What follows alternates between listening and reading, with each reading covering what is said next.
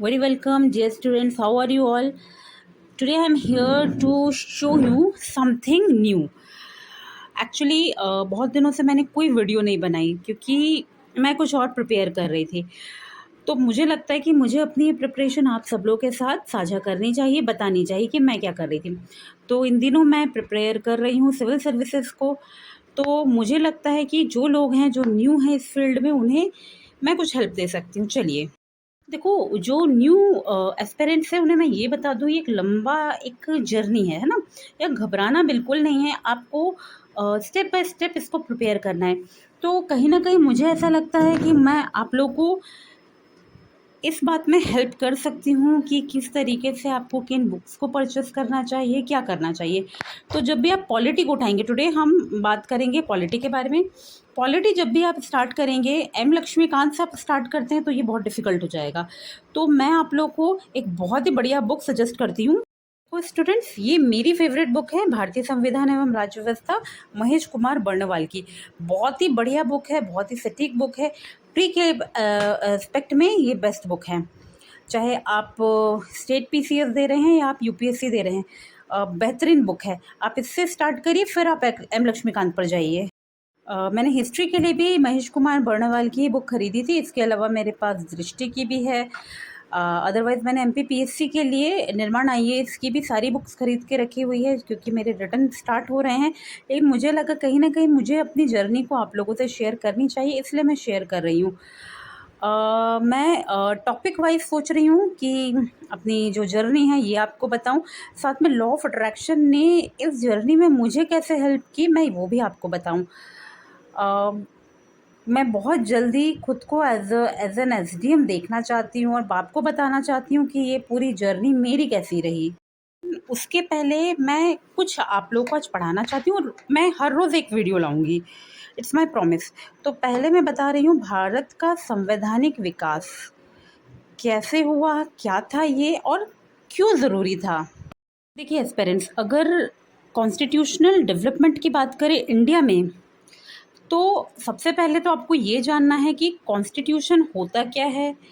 तो obviously constitution के बारे में ऐसा नहीं कि कॉन्स्टिट्यूशन सिर्फ ब्रिटिश गवर्नमेंट ने हमारे लिए बनाया था।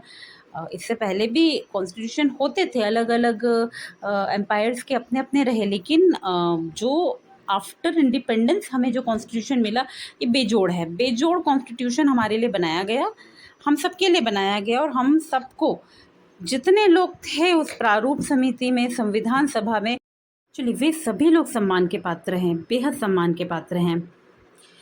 तो चलिए हम संविधान सभा पे, उसकी प्रारूप समिति पे बाद में बात करेंगे। पहले हम देखते हैं कि होता क्या है संविधान।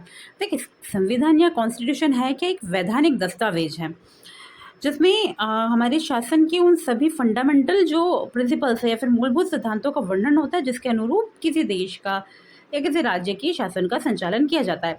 एक बात मैं आपको बता दूं, जब हमारा संविधान लिखा गया तो आर्टिकल 1 में ही इंडिया को कैसे परिभाषित किया गया था? India as Bharat shall be the union of states. अब वो होता क्या है कि एक्चुअली उस टाइम का जो भारत था वो आज का भारत तो बिल्कुल नहीं था। बहुत सारे देसी रियासतें थीं, छोटे बड़े जो बड़े प्रांत भी थे, प्रेसिडेंसीज थी अंग्रेज़ों की, कुछ बिल्कुल फ्री देसी रियासतें भी थीं, कुछ ऐसा था जिनको अभी भी एक्वायर किया जाना था। तो ये कुल मिला के ऐसे 4 ग्रुप में उस समय बाँटा गया था। हम आगे इसकी बात करेंगे क्या हुआ था। हम अभी इसके विकास का क्रम देखते हैं।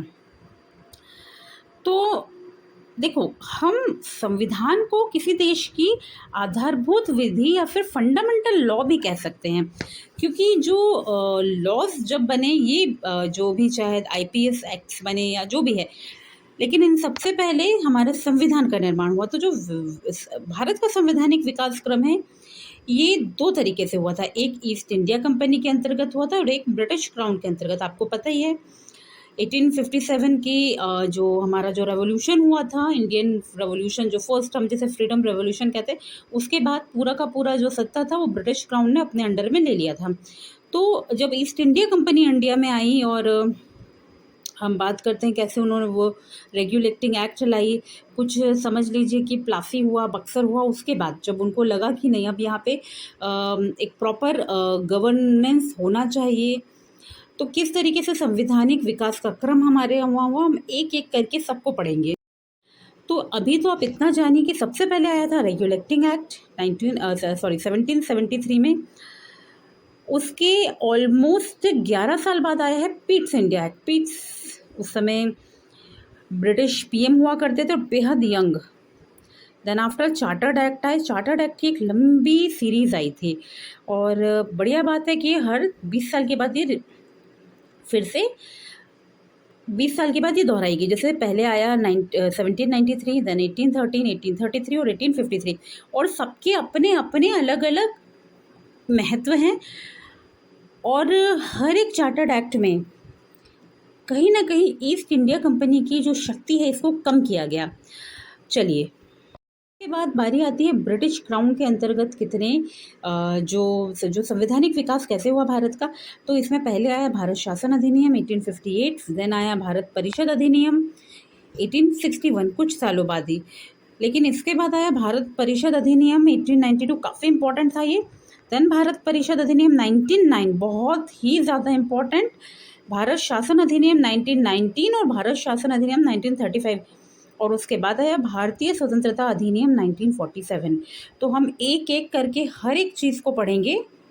लेकिन सबसे पहले अगर आपने अभी तक मेरा चैनल सब्सक्राइब नहीं किया है तो उसे कर लीजिए, क्योंकि अब मैं सिलसिलेवार हर एक सब्जेक्ट पर हर एक टॉपिक पर बनाऊंगी और ये बहुत हेल्पफुल होगा हमारे नए स्टूडेंट्स के लिए जिन्होंने शायद अभी अभी अपनी जर्नी शुरू की है, उन्हें कुछ समझ में नहीं आ रहा है, उनके लिए। और आप मुझे बिल्कुल कमेंट करिए कि आप क्या चाहते हैं मुझसे।